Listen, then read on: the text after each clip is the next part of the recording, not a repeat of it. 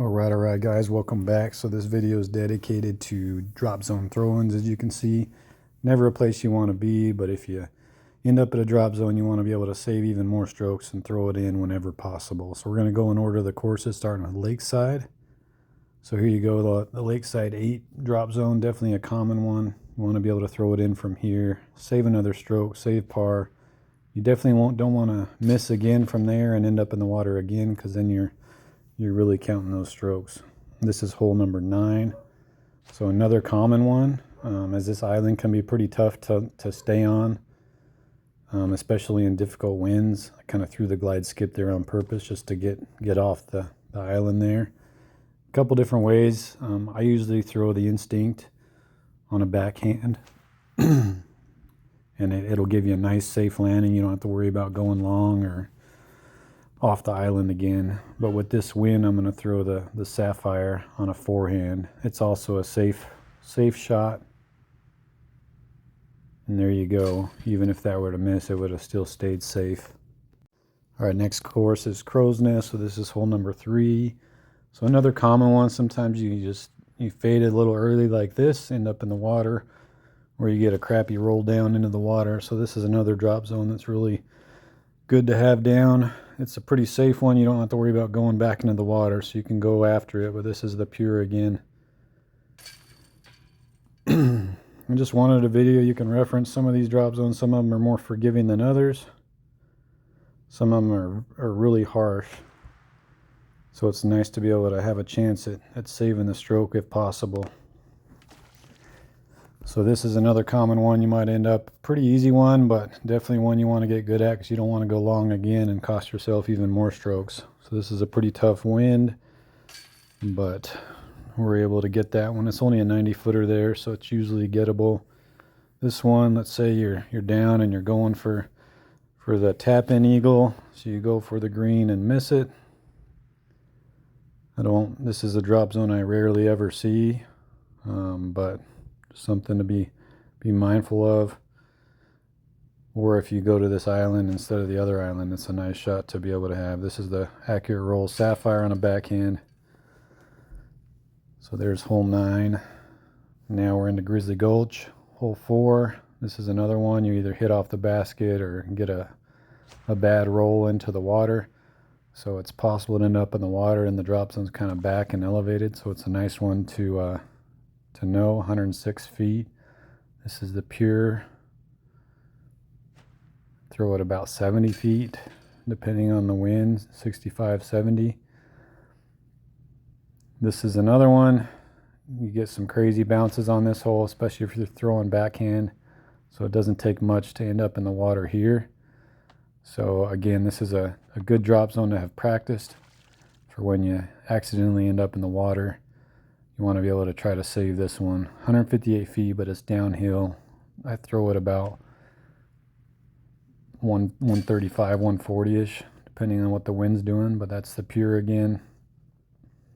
This is one of those drop zones that is not forgiving, so if you happen to put too much fade or catch a tree and drop and end up not making the island in there, then you got to come all the way back here. So I throw the Accurate Roll Sapphire. Again, you can really go after this just because there's that background, the wall behind, so you don't have to worry about any trouble behind you. But that's a good one to be able to make as well. Again, hopefully you never end up on these drop zones. This is another one if you catch that tree in the middle. Not that one, but the one closer to the green that a lot of people end up hitting and dropping. It's really saves a lot. Saves that one stroke if you can make it from here. 124 feet. So not the easiest, but not the most difficult either. So definitely, if you're a big multiplayer player, then learning these drop zones and practicing them can save you a lot of strokes and end up winning your rounds. That's a common spot to go OB on this hole. This is Highlanders Ridge now, and this is a tough one sometimes with the wind. This is 91 feet uphill, a little bit of a headwind. We just snuck that one in. That's another one that's can be tricky and can cost you even more strokes. This is obviously one that people can miss pretty often, especially with the higher winds. It can be tough to hit. and it's not a very forgiving drop zone. I like to go right at it. It's a very safe one. I don't think I've ever gone long here, but just top chevron right down on the basket with the pure and just kind of adjust for the wind. But if you can save par and missing the Mando there, that'll definitely save you. Another one that a lot of people are going to miss.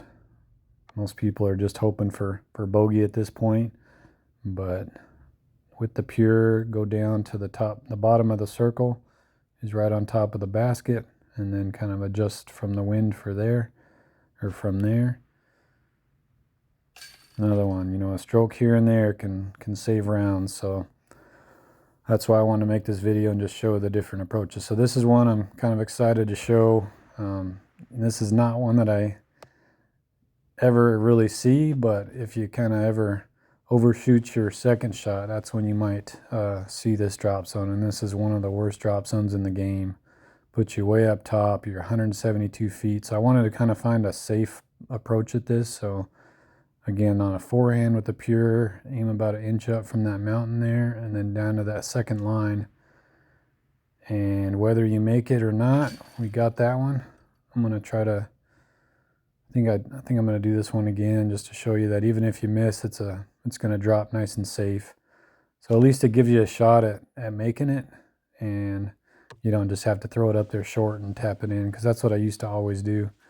If I ever somehow end up on that drop zone, that's definitely one you want to stay away from, but it does happen. And if it does, this is a nice safe way to at least give you a shot at making it. So this one's going to miss, but we're still going to end up safe. And I threw that 5 or 6 times, and every single one of them stayed safe. So good to know. Now this drop zone is definitely one I would recommend going and practicing.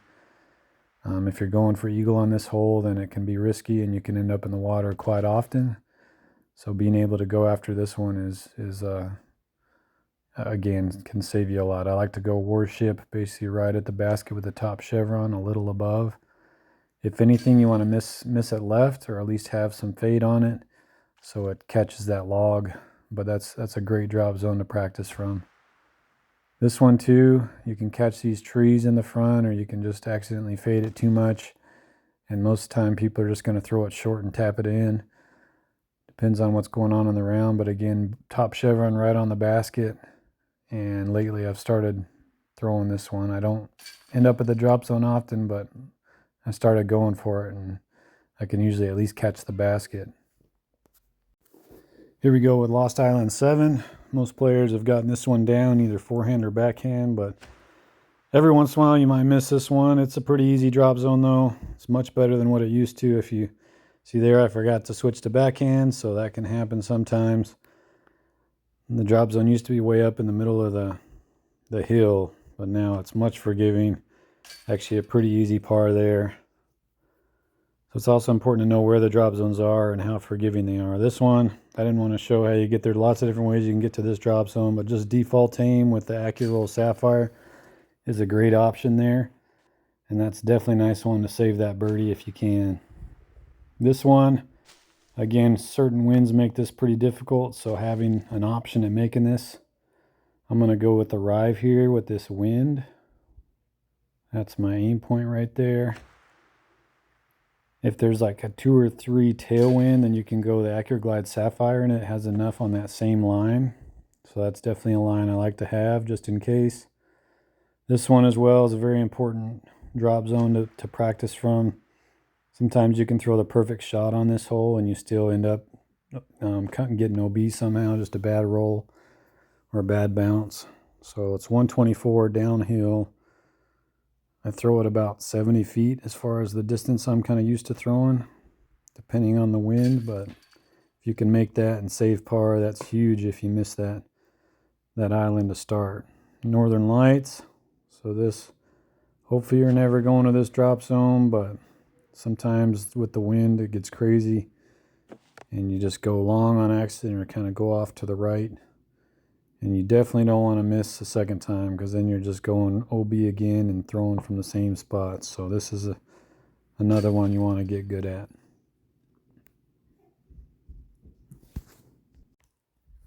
All right, Northern Lights 3. This is probably the drop zone that I see the most often because I'm always going for eagle here. I feel almost as confident getting the birdie from the drop zone as I do just playing it safe for birdie. So that's kind of my play on this hole. So this one, unfortunately, is going to miss and go in the water. So the drop zone here, I kind of adjust my aim point either right or left depending on what the wind's doing. So this I'm going to aim just a little right of the basket with my bottom chevron, and I'm going to pull down to like middle part of that second line, and that's usually the perfect distance for this shot. So there you go. That is one that I have down. I have a lot of practice with, and it can save you that one stroke. This one I don't see very often, but every once in a while the wind or something, you get a bad kick into the water and have to throw from the drop zone. It's pretty safe behind it, so I like to go right at it. I usually throw the Vandal, but I'm trying to throw a disc that a lot of people have, so this is AccuRoll Sapphire, which is a great disc this is what I'm usually throwing on my approach here, but just from a different spot. But that's also a good one to have in your pocket. This is one of the more forgiving drop zones in the game. You know, you hit this tree or hit that tree on the right, and or you go deep. Different ways to get to the drop zone, but it usually gives you a good shot at getting the par. But it's a tough par 3. Birdie's not always a guarantee. So this is a replay. This is Ikigai Enzo hole 1. Fortunately, sometimes you can throw the perfect shot like this and it still kind of trickles OB, but this is another drop zone that I tend to see more often than I'd like, but I've gotten pretty good at it. This is the pure again. Top chevron kind of right into the basket, and just a touch of hyzer on this one because of the wind. And that's another good one to be able to save that birdie, even though you go OB. Hole 2 as well. This is one that is a tough eagle, especially with the harder winds. So I've been practicing the drop zone a lot here just because I want to be able to save that birdie. This can definitely be a round saver. This is the Svi or the Fuse, just a little up from the default aim. But that's a great option to save that birdie on a forehand. This is, again, if you're going after this one or just somehow, get a bad break and end up OB, then this is another drop zone to be good at. Or sometimes you just throw a bad tee shot and you end up upright, kind of near where the drop zone is. So it's a good shot to know, especially because it's a downhill one. Forehand with the pure, top chevron kind of down into the basket again. Pretty much a straight pull depending on the wind. And I get that one pretty often if I'm throwing from that. So now this one I spent some time figuring out a good safe line, because usually it's just so risky. This is one of the easier Enzo holes, so I don't see this drop zone very often, but unfortunately when I do, I've always just tapped it up there safe and gotten the bogey or the par, saving the par. So, but this is the Harp on a forehand, top of that tree, and now I have a line that I'm going to be throwing to try to save birdie here. So if you're watching this is one I'm excited about. So I tried to throw it again just to show that throwing it again here just to show that it's lands safe. I wanted to find a backhand line because then it would land even safer, but it's just hard to find an aim point because of the sky. It's much easier just to put it on top of that tree there with the Harp. And so I tried to just show you that this is going to land nice and safe. And actually ended up getting the birdie back to back. So went ahead and threw it a third time just because I'm excited about this line from the drop zone. Again, this was always pretty much just a par. Sometimes worse because it's not the easiest little layup from the drop zone. But